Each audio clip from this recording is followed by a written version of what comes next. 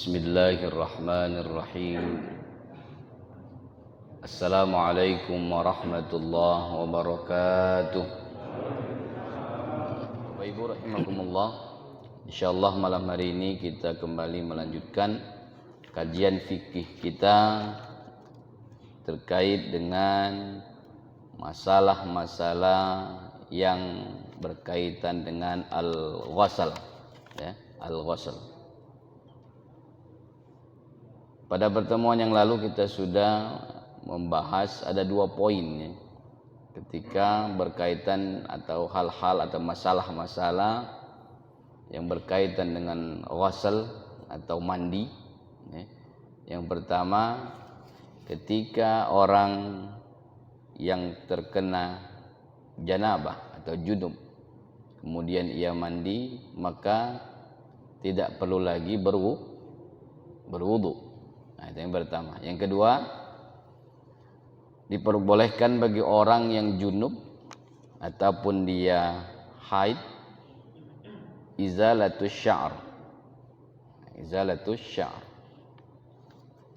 Izalatus sya'ar itu artinya melepaskan atau bisa juga dianggap memotong rambutnya ataupun dia memotong kukunya atau keluar ke pasar. Nah, itu diperbolehkan bagi orang yang junub atau orang yang haid. Junub berarti laki-laki maupun perempuan. Kalau haid khusus bagi perempuan, ya. Kalaupun jadi-jadian tidak akan mungkin. Nah, ya. Ya. Min ghairi karahiyah, dari sesuatu yang bukan yang dimakruhkan. Nah, itu. Yang ketiga, apa itu la ba'sa bitansyifil a'dha'i bimandil. Jadi ketika kita ghusl, maka tidak apa-apa kita ngelap anggota tubuh kita dengan mandil. Mandil itu bisa juga dengan sapu tangan, bisa juga dengan tisu ataupun yang lainnya, ya. Baik itu dalam kita ghusl, mandi ataupun wudu. Jadi boleh dilap. Nah, boleh dilap. Karena ada sebagian yang ngomong tidak boleh karena katanya itu saksi kamu lagi. Ada tak? Ada, eh? Nah, tidak tahu dia bertemu di mana. Itu, itu. Saifan wa syitaan. Saifan wa syitaan. Saifan wa syitaan itu menunjukkan tentang kondisi alam, baik di musim panas maupun di musim dingin. Nah, cuman kita ini tidak kata musim dingin ini. Kita cuman ada musim kemarau, musim hujan. Itu pun sekarang tidak jelas lagi kapan kemarau, kapan hujan. Pokoknya kemarau ada hujan, hujan tambah banyak. Jadi tidak jelas lagi, ya. Ditambah lagi sekarang musim corona. Musim corona. Jadi yang ketiga, tidak apa-apa dilap, tidak apa-apa dilap. Itu. Kemudian boleh bagi laki-laki ayyagtasila bi baqiyatil ma' alladzi ightasalat minhul mar'ah. Boleh dia mandi dari sisa-sisa baqiyah. Baqiyah itu sisa, ya. Maka kalau kita ini baqiyah itu sebenarnya dari barang bekas, kan? Nah, barang bekas. Baqiyah bahasa kita. Sebenarnya itu bahasa Arab. Baqiyah itu sisa. Sisa air yang dipakai oleh perempuan juga untuk mandi. Boleh. Atau sebaliknya, kama yajuzu lil mar'ati antau tasila bi baqiyatil ma' alladhi ightasala minhu rajul. Ataupun sebaliknya, perempuan juga boleh mandi menggunakan air sisa dari mandinya laki-laki. kama yajuzu lahuma ayyagtasila min ina'in wahid. Sama halnya diperbolehkan bagi laki-laki dan perempuan mereka mandi dari tempat yang satu. Dari tempat yang satu, ina wahid. Jadi tempatnya itu sikok. Berendam. Kalau sekarang istilahnya itu bathtub. Apa bathtub itu? Tempat berendam, ya. Zaman Nabi tak katik bathtub. Jadi kalau di sini diterjemahkan itu kus'ah. Kus'ah itu mirip mangkok, tapi besar, ya, besar. Nah itu boleh. Laki-laki dan perempuan ayyagtasila min ina'in wahid. Ayyagtasila min ina'in wahid. Jadi boleh dia satu tempat mandinya bersama. Oh ya, ada yang senang itu. Ini kabar gembira berarti kan?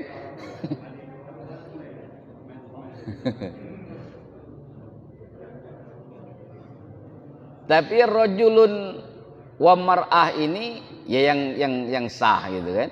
Yang sah. Sebagaimana fa'an Ibni Abbas qala, dari Ibni Abbas mengatakan irtasala ba'du azwajin nabi. Irtasala ba'du azwajin nabi. Jadi mandi sebagian dari istri-istri Nabi fi jubbatin wahia al-qus'ah. Al-qus'ah tadi dia sebut tadi ya. Kalau terjemahan ininya mangkok, tapi sebenarnya dia besar. Apa bahasa kita? Kalau baskom kecil, Pak. Iya.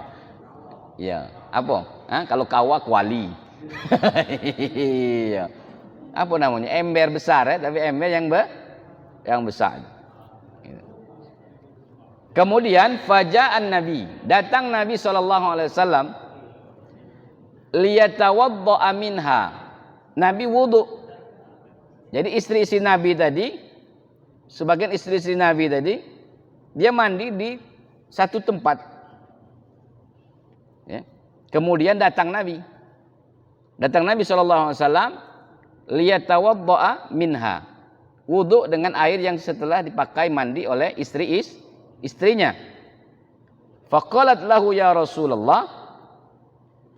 Maka ada yang mengatakan kepada Rasulullah, inni kuntu junuban. Inni kuntu junuban. Faqala innal ma la yajnub. Yang junub itu yang istrinya. Maka kata Nabi SAW, innal ma la yajnub. Yang ini tuh kalau air enggak kata junub katanya. Itu kan? Artinya airnya boleh. Gitu kan? Airnya boleh. Maka itu diperbolehkan menggunakan air sisa dari yang dipakai oleh perempuan ataupun perempuan memakai sisa air yang dipakai oleh laki-laki untuk mandi. Itu yang keempat. Yang kelima, la yajuzul ightisal aryanan bainan nas. Kalau aryan itu berarti dengan apa namanya? Tidak berbusana. Tak pakai, ya itu aku tak kalah nyebutnya.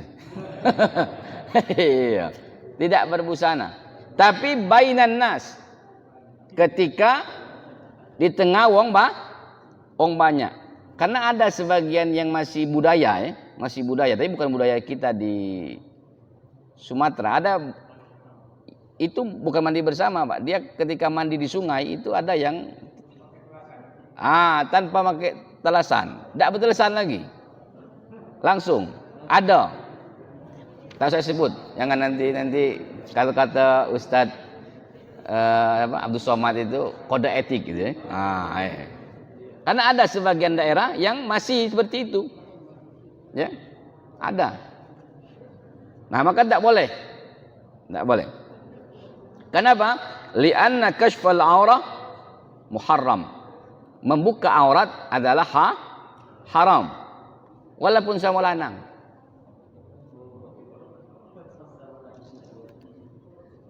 Yang sekarang malah ngeri sama lanang. Kalau dulu lanang takut dengan Tino takut dengan, sekarang lanang takut dengan lanang. Nggak sama, nggak berubah sekarang. Nah itu. Maka membuka aurat itu hukumnya haram. Kalimat di sini bukan berarti yang lanang boleh dengan yang lanang, yang betina boleh dengan yang betina, enggak, sama. Laki-laki dengan laki-laki, perempuan juga dengan perempuan. Sifatnya umum. Enggak boleh membuka aurat. Fa in istatara bi thawbin wa nahwihi fala ba'sa. Tapi kalau dia itu ditutup dengan menggunakan pakaian ataupun yang lainnya, maka itu tidak apa-apa. Artinya tadi pakai basahan, pakai basahan. Pakai basahan. Telesan, sampang, ya, apa lagi? Kain mandi, ya basing lah, ya kan? Yang jelas dia menutup aurat.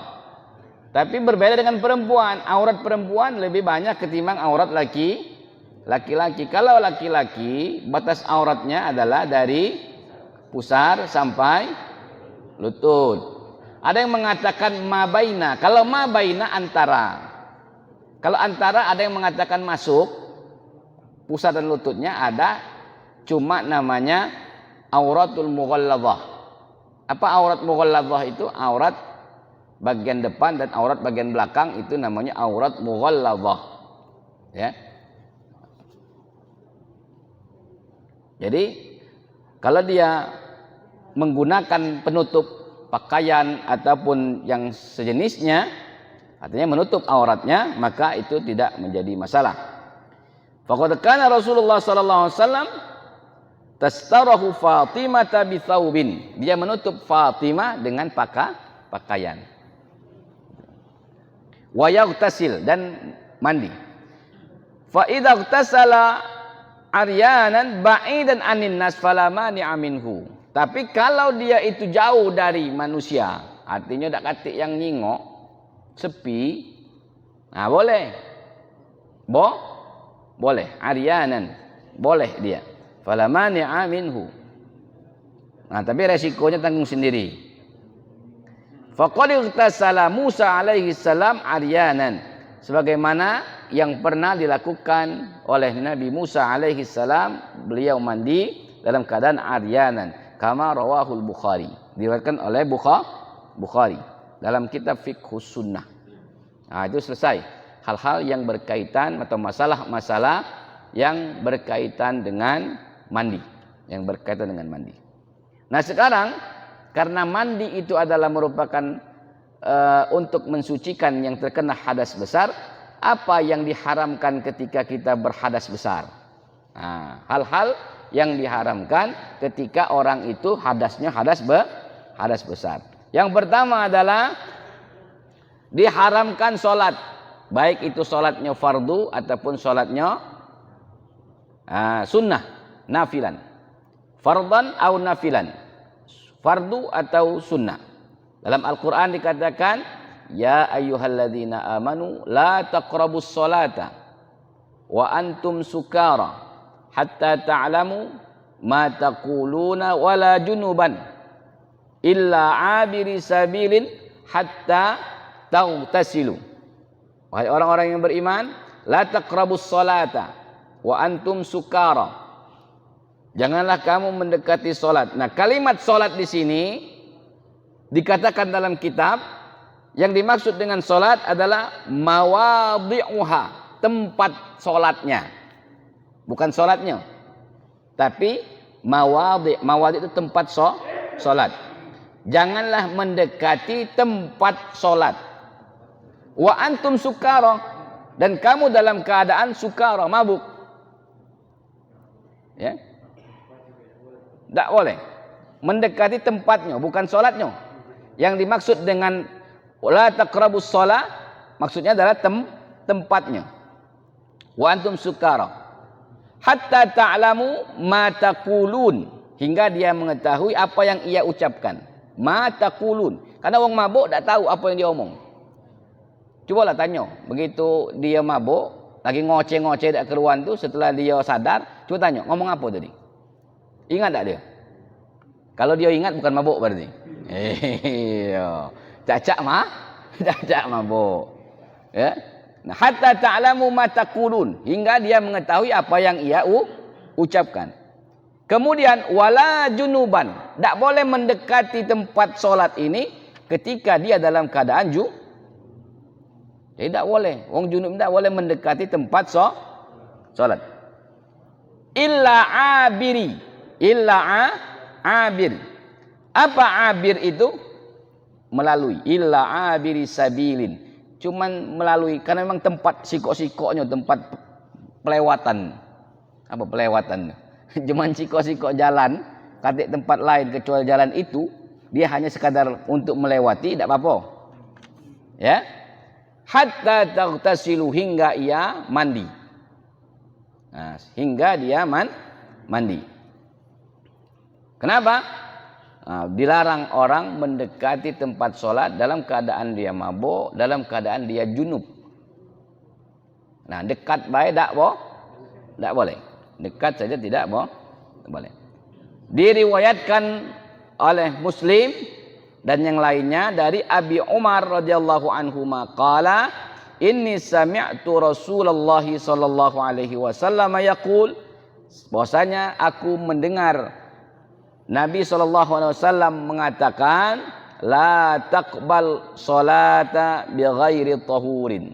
Tak diterima solat seorang itu tanpa ia dalam keadaan suci. Berarti kalau dia belum mandi, maka dia tidak boleh.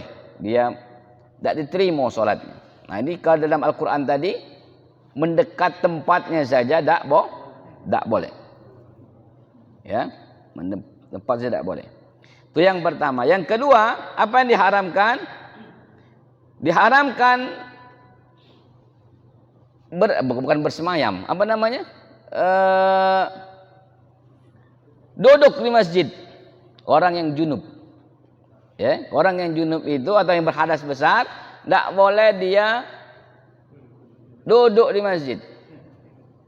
Duduk di masjid. Atau dia duduk beda boleh, apalagi nak tidur. Artinya atau dia tinggal di masjid itu. Ammal mururu faqat, kecuali kalau dia jalan saja, melewatinya saja tanpa ia singgah di situ, di masjid tersebut, maka tidak diharamkan. Diharamkan. Jadi kalau dia stay, bahasa Inggrisnya stay. Stay itu apa? Nah, berdiam. Tak boleh berdiam di masjid. Nah, susah pula nyari bahasanya. Iya. Karena kita ni kan orang Inggris kalau aku tengok, makanya agak susah aku nyari bahasanya. Iya. Jadi berdiam di masjid dalam keadaan junub tidak diperbolehkan. Duduk di masjid juga tidak diperbolehkan, kecuali dia hanya lewat saja. Dalam Al-Quran, wala junuban illa abiris sabilin, potongan ayat tadi. La taqrabus shalah wala maudhi'il shalah wa huwal masjid. Jadi tidak boleh dia di masjid. Dikatakan oleh Rasulullah SAW, liqauli Rasulullah SAW, la uhillal masjid li haid. Tidak dihalalkan masjid itu bagi orang yang haid. Wala li junub, dan juga tidak dihalalkan masjid bagi orang yang junub. Tidak dihalalkan. Berarti kalau tidak dihalalkan berarti haram. Ya. Wa huwa mahmulun alal muksi kama alimat minal ayat.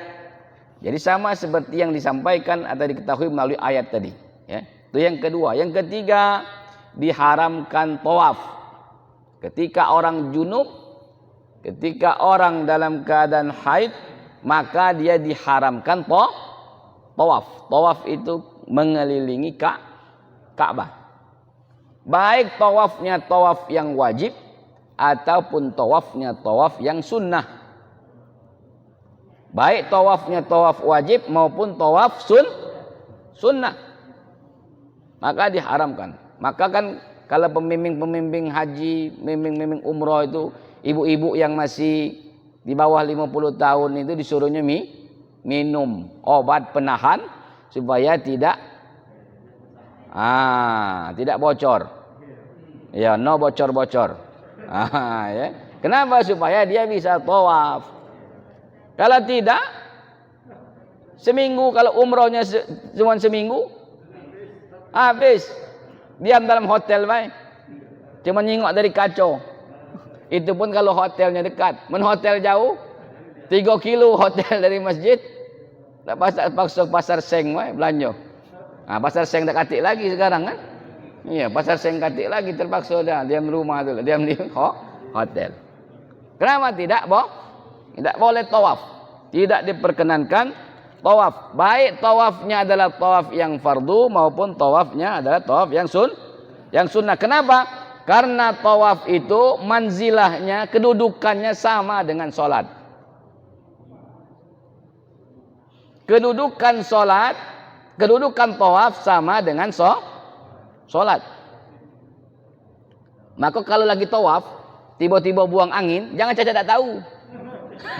Iya, tanggung Ustaz. Tanggung ini, lah 6 kali keliling. Iya. Nah, ada pendapat itu. Ada berapa pendapat? Pendapatnya ada yang mengatakan berwuduk kembali melanjutkan. Ada pendapat berwuduk kembali ngulang dari awal. Ayo Ustaz, aku ambil pendapat yang pertama tadi, wae. Ngapa? Kayak nambah, wae. Ya. Jadi pendapatnya kalau tawaf itu harus dalam keadaan berwudu, suci. Tapi kalau dia sa'i, tidak apa-apa. Ya, nak 2-3 kali kamu sambil sa'i itu lajulah. Ya, tapi kalau tawaf harus dalam keadaan atau dalam keadaan suci. Kenapa? Kedudukan tawaf itu sama dengan sholat. Syaratnya apa? Syaratnya harus taharah, harus suci. Seperti sholat. Dikatakan oleh Rasulullah SAW, at-tawafu bil bait sholat. Tawaf di Ka'bah itu sama dengan sholat. Illa annallaha uhilla lakum fihil kalam. Kecuali bahwa Allah Subhanahu wa ta'ala menghalalkan bagi kita ketika tawaf kalam. Berbicara. Karena kalau sholat tak boleh ngomong. Tawaf boleh.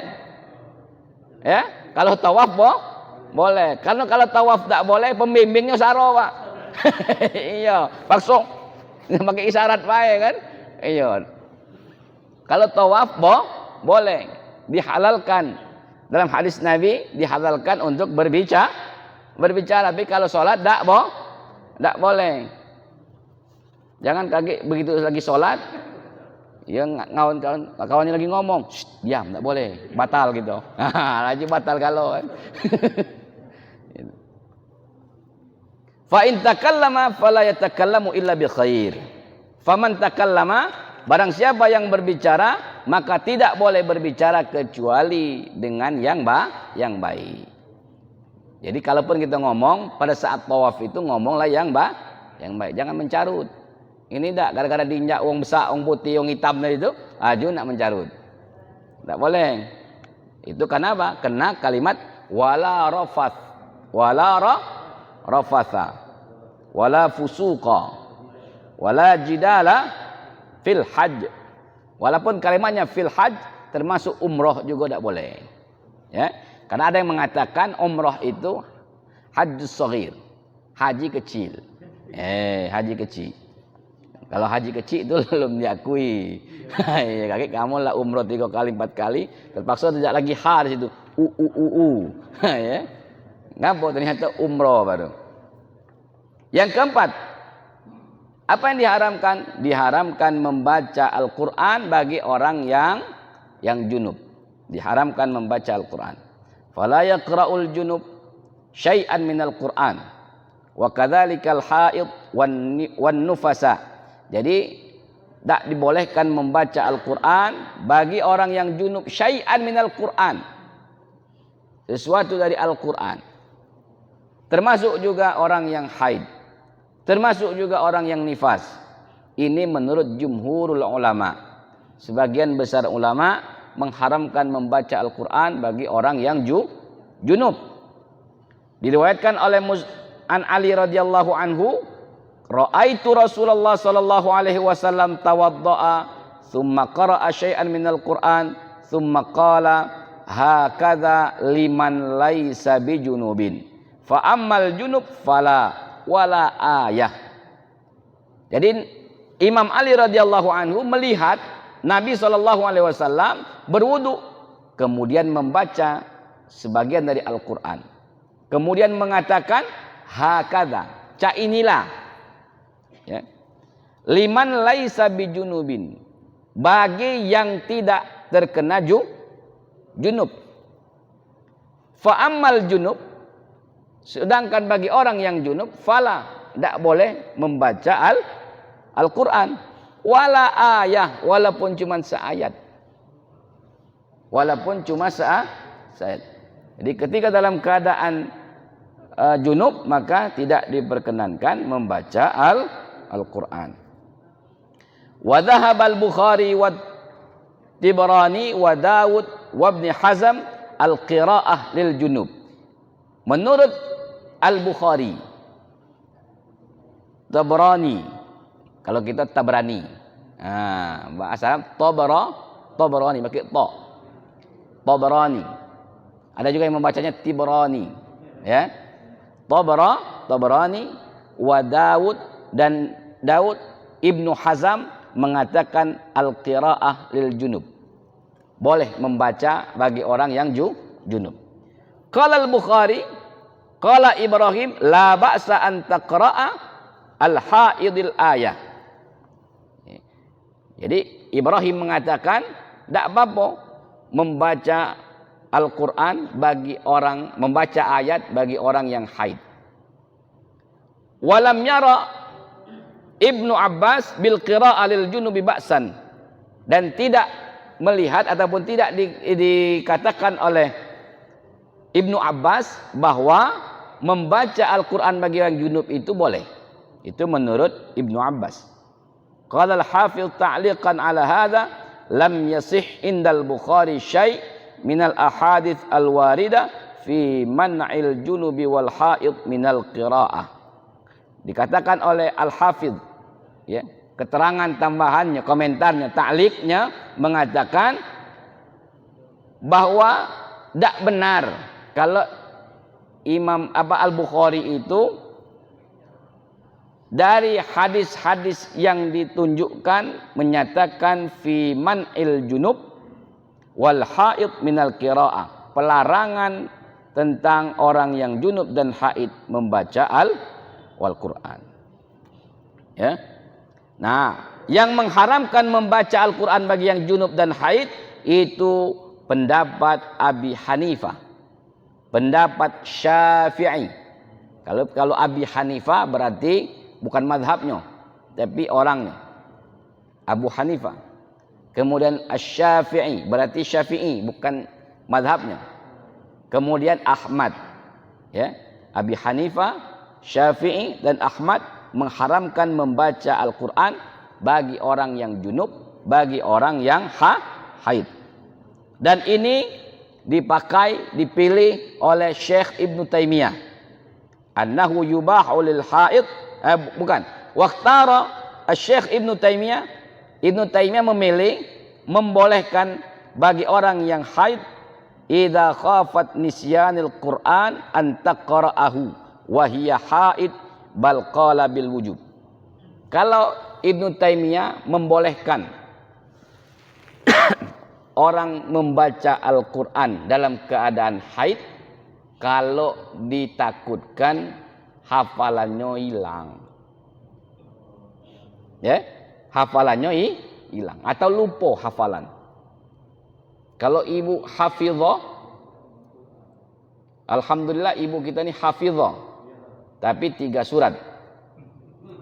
Nah, qul a'udzu birabbil falaq, qul a'udzu birabbin nas. Kalau kira-kira 3 itu takut hilang, enggak apa-apa baca Quran. Tapi ya. Ya. Jadi kalau dikhawatirkan takut hafalannya hilang, takut hafalannya lupa karena lama tidak diulangi. Karena kan kalau orang yang terkena haid itu menurut mazhab Abu Hanifah paling lama 15 hari. Ya.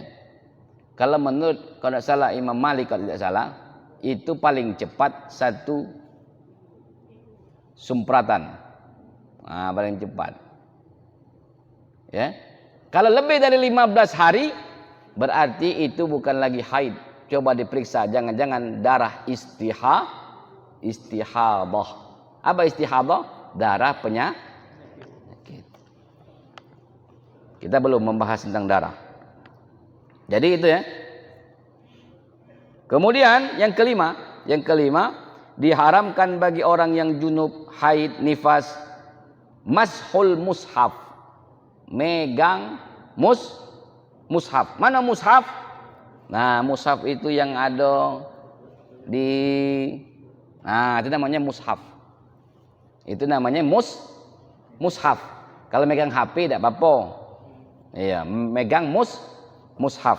Lembaran-lembaran. Tidak boleh juga membawanya. Mashul mushaf, megangnya, kemudian membawanya, membawa mushaf itu, atau megang kertasnya. Megang kertas tidak boleh juga. Megang jilidnya tidak boleh juga. Nah, jilidnya baik. Tidak usah aku megang jilidnya baik. Tidak boleh. Ya. Atau di sini dikatakan membawanya dalam kantong. Dalam tas, tidak boleh juga, haram kan? Atau dalam kotak. Nah. Dalilnya mana? La yamassuhu illal mutahharun.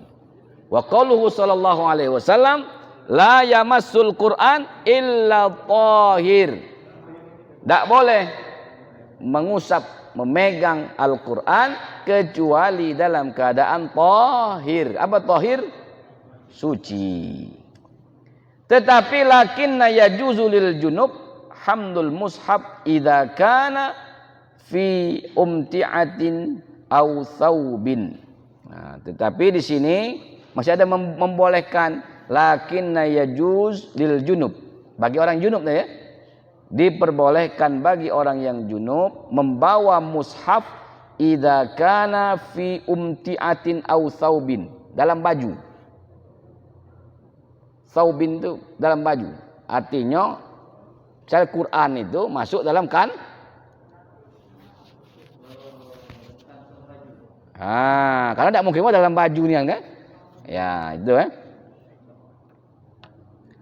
Walam yaksud hamluhu bidzat.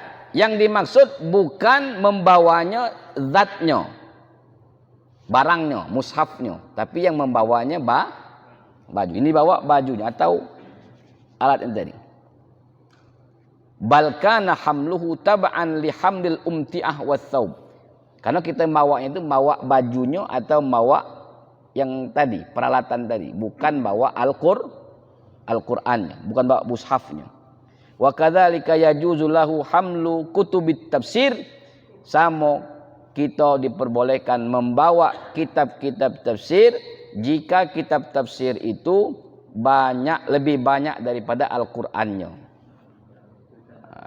Jadi dalam Al-Qur'annya itu paling beberapa ayatnya dikit, tapi yang banyaknya adalah tafsirnya. Ketika tafsirnya lebih banyak daripada ayat Al-Qur'annya, berarti yang kita bawa bukan Al-Qur'an, bukan mushaf, tapi kitab tafsir. Tapi kalau banyaklah Al-Qur'annya daripada tafsirnya, kenapa? Karena sekarang ada tafsir yang singkat ya. Cuman di ujung-ujungnya dikit itu kan. Kalau itu lebih banyak ayatnya ketimbang tafsirnya, maka itu bukan namanya kitab tafsir, tapi Al-Qur'an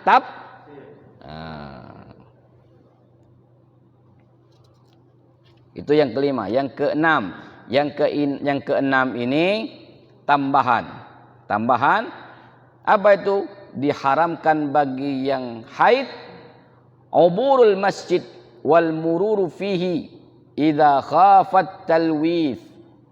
Ya, jadi tidak diperkenankan, diharamkan bagi yang haid melewati masjid. Melalui masjid, berjalan melalui masjid.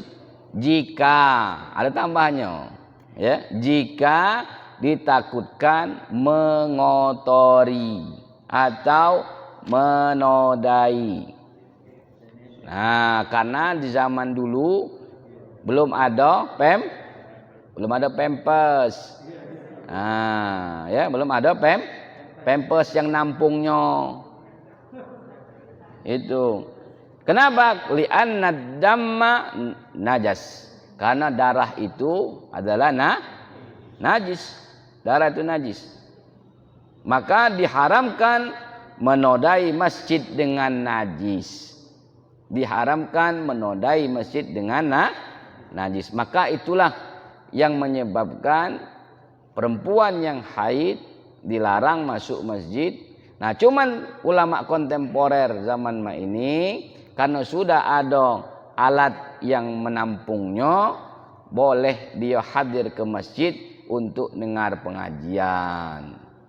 Nah, ibu-ibu boleh dengar pengajian kalau walaupun dalam keadaan haid. Itu. Pakai pampers tadi. Ya. Faida amanat talwith, jika dia aman tidak menodai, maka hillul lahal murur, maka dihalalkan bagi dia untuk melaluinya. Nah, itu. Yang ketujuh, diharamkan bagi yang haid itu adalah puasa. Diharamkan bagi yang haid puasa. Fala yajuzu laha an tasuma fardhan wala nafilan, baik puasanya fardu maupun puasanya sunnah. Nah. Kemudian yang kedelapan, diharamkan adalah berhubungan suami istri bagi yang haid dan nifas. Tetapi yajuzu al-istimta'. Istimta' itu artinya bercumbu rayu boleh. Tapi baina surrati war rukbah, antara pusar, ya, dan lutut. Biqaulihi ta'ala fa'tazilun nisa fil mahid wala taqrabuhunna. Taqrabuhunna di sini adalah apa? Al-jima'. Fa'tazilun nisa, maka tarkul jima'. Tarkul jima'. Jima' itu berhubungan. Nah, itu hal-hal yang diharamkan ketika orang itu hadas besar. Yang kedua, ini berkaitan dengan mandi, jenis mandi, ya. Kemarin mandi wajib, sekarang mandi sunnah. Apa mandi sunnah itu? Yang pertama adalah ghuslul jum'ah, mandi waktu sholat bukan waktu sholat Jumat, sebelum sholat Jumat. Disunnahkan bagi yang akan menghadiri sholat Jumat, dan wa illam tajibu alaihi, dan tidak diwajibkan kepadanya, seperti musafir, imra'ah, perempuan, ataupun anak-anak kecil, ayyagtasila. Jadi dia disunnahkan bagi siapa? Bagi yang akan berangkat ke masjid melaksanakan sholat Jumat. Idza arada ahadukum ayyatiyal jum'ah falyaghtasil. Jika salah satu di antara kalian akan datang sholat Jumat, maka dia wajib atau maka dia harus mandi. Wal amru huna lin nadab. Perintah di sini menandakan bukan kewajiban tapi sunnah. Jadi disunnahkan mandinya bukan mandi biasa. Bukan mandi biasa. Selama ini mandi biasa, mandi wajib. Mandi biasa. Nah, jadi mandinya mandi yang sesuai dengan kemarin, ya, yang disampaikan. Man tawaddaa yaumul jum'ah fiha wa na'imat wa man ightasala fal ghasal afdal. Barang siapa yang wudu di yaumul Jumat, maka dia akan mendapatkan nikmat, dan barang siapa yang mandi, dan mandi itu adalah lebih afdal daripada sekedar berwudu. Jadi mandinya. Yang kedua, ghaslul idaini. Jadi mandi untuk melaksanakan dua solat Id. Idul Fitri dan Idul Adha. Yaumu Idul Fitri wa yaumu Idul Adha. Liman arada ay yahdura shalah wa liman lam yahdur. Baik yang akan melaksanakan solat ataupun tidak melaksanakan solat, maka dia mandi, disunahkan mandi. Jadi kalau Idul Fitri itu, Idul Adha, disunahkan bagi yang akan berangkat hadir solat ataupun disunahkan bagi yang tidak untuk hadir solat. Pokoknya begitu Idul Fitri, Idul Adha disunahkan mandi. Kenapa? Li'anna yaumal idi yaumuz zinah. Zina itu adalah perhiasan. Karena hari Id itu adalah hari yang penuh dihiasi. Kau tidak mandi, mana menghias? Jadi fasannal ghasal lahu, maka disunahkan mandi baginya. Diriwayatkan oleh Abdullah bin Umar radhiyallahu anhu, kana yaghtasil yaumul fitr qabla an yaghdu ilal musalla wa qayyasa bi yaumil fitri yaumul adha. Jadi dikiaskan hari fitr juga dengan Idul Adha. Jadi ketika mereka mandi di hari fitri sebelum berangkat menuju tempat sholat, sebelum ke tempat sholat itu. Kemudian tanziful ijtima'in nas. Kenapa? Karena membersihkan diri, karena kita harus berkumpul bersama manusia-manusia yang lain. Tidak mungkin kita berkumpul tidak keruan bau. Apalagi Idul Adha, kaget bingung mana yang nak disembelih ni. Ya, ini bau sapi apa bau manusia. Ya, itu. Maka termasuk juga disunahkan ghusl ketika masuk ke Mekah. Disunahkan ketika wukuf di Arafah. Disunahkan mandi ketika masuk Madinah. Rasulullah sallallahu alaihi wasallam dengan menggunakan ihram untuk haji dan ihram untuk umrah. Selesai. Tentang pembahasan ghusl, tentang pembahasan mandi. Insyaallah kita lanjutkan bertemu yang akan datang masuk permasalahan tayamum. Tidak ada tanya jawab karena waktu sudah waktu Isya. Ya. Atau ada mau tanya? Satu, silakan. Oh ya, coba. Wah, sudah silakan.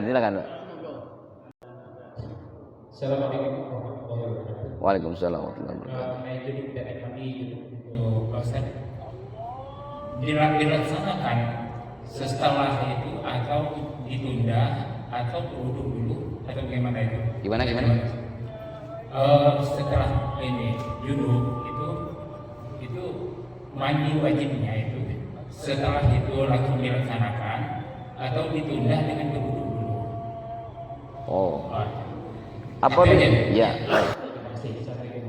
Apabila kegiatannya dilakukan malam, itu bukan? Nah, nak langsung mandi tengah malam itu atau ditunda wudhu dulu baru mandi paginya. Kalau memang kira-kira sanggup mandinya itu lebih baik. Lebih baik.